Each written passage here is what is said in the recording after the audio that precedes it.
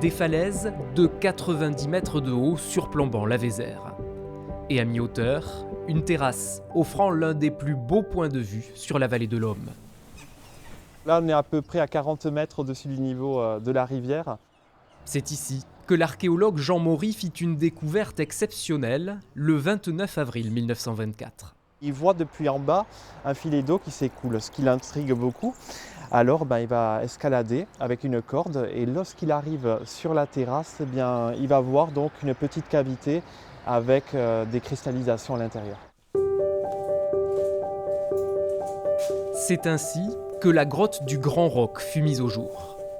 Un écrin abritant des milliers de concrétions, toutes plus excentriques les unes que les autres. En les découvrant, Jean Maury fut émerveillé.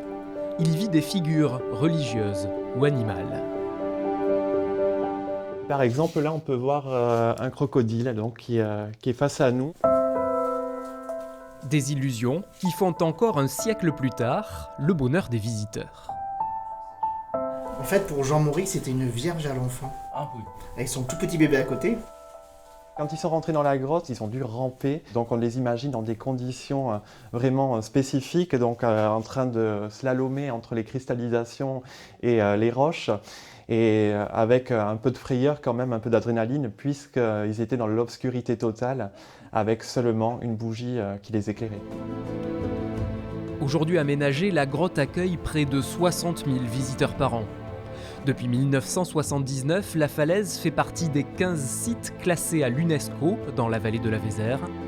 L'endroit est ainsi devenu un point touristique incontournable du Périgord noir.